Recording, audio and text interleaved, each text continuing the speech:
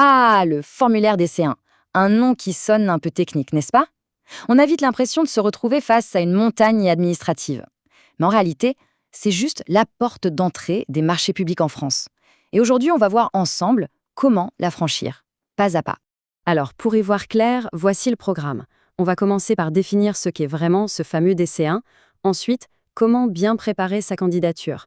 Après ça, on plonge direct dans le formulaire, section par section. On verra aussi, et c'est crucial, les erreurs classiques à ne surtout pas commettre, et on terminera avec une petite checklist pour être sûr de son coup. C'est parti. Ok, commençons par la base de la base, le DC1. Qu'est-ce que c'est et à quoi il sert concrètement? Une fois qu'on a compris ça, on évite déjà pas mal de confusion avec les autres documents. Tout commence ici. L'envie et le besoin de décrocher un marché public. Sauf qu'avant même de parler de son offre, de ses prix, de ses compétences, il y a une première porte à passer. Et cette porte, c'est justement le DC1. C'est vrai que face à toute cette paperasse, on peut vite se sentir un peu perdu, comme dans un labyrinthe. Mais en fait, il y a une logique. Et le DC1, c'est la toute première pièce du puzzle. C'est celle qui dit qui est qui. Voilà, sa définition officielle est toute simple. Le DC1, c'est la lettre de candidature. Son unique mission, c'est de dire à l'acheteur public « Bonjour, c'est nous et on veut candidater ». C'est tout. C'est la carte d'identité de l'entreprise pour un marché donné.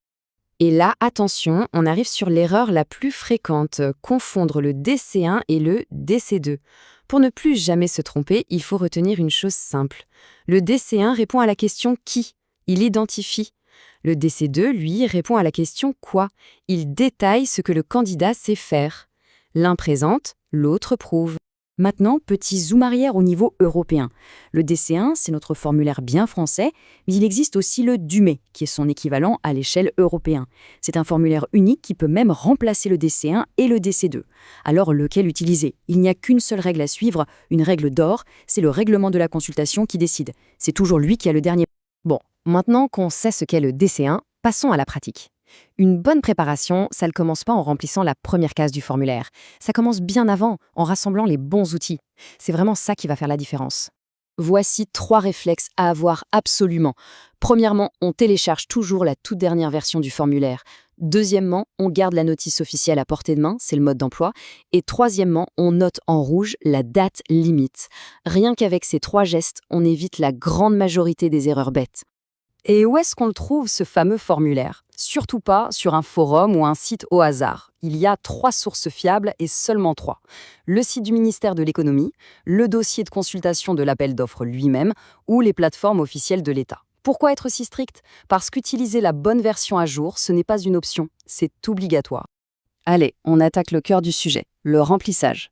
On laisse la théorie de côté et on regarde concrètement comment s'y retrouver dans les différentes sections du DC1 sans se prendre la tête.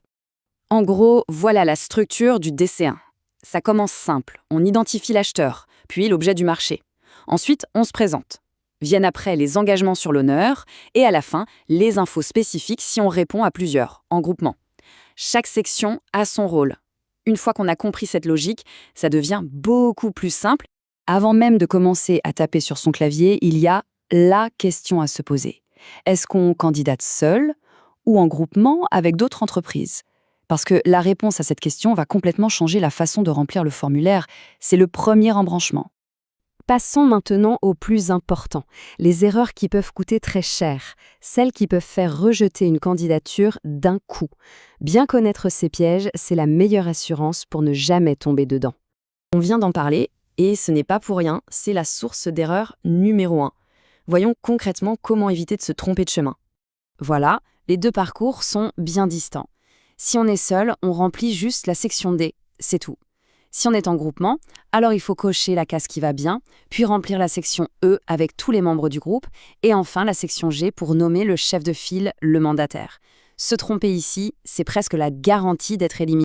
Cette phrase, elle résume absolument tout.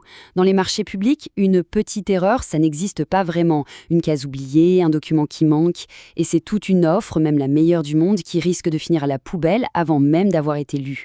La rigueur, c'est pas une qualité, c'est une nécessité.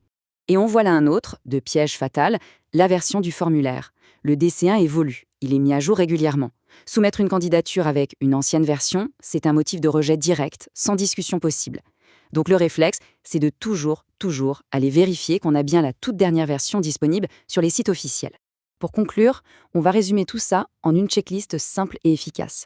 Ce sont les derniers points à vérifier juste avant d'envoyer son DC1 pour avoir l'esprit tranquille. C'est la dernière ligne droite. Alors voici la checklist ultime. Un doute sur une case? On file lire la notice. Seul ou à plusieurs? On revérifie qu'on a bien rempli les bonnes sections. Est-ce que tout est complet? On s'assure qu'aucun champ obligatoire n'est vide. Pas de confusion de documents. On confirme qu'on ne sait pas mélanger les pinceaux entre DC1, DC2 et DUM. Et enfin, est-ce qu'on a bien sauvegardé son travail? 5 petites vérifications qui changent tout.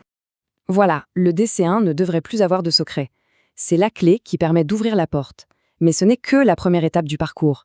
Car une fois cette porte ouverte, le vrai défi commence.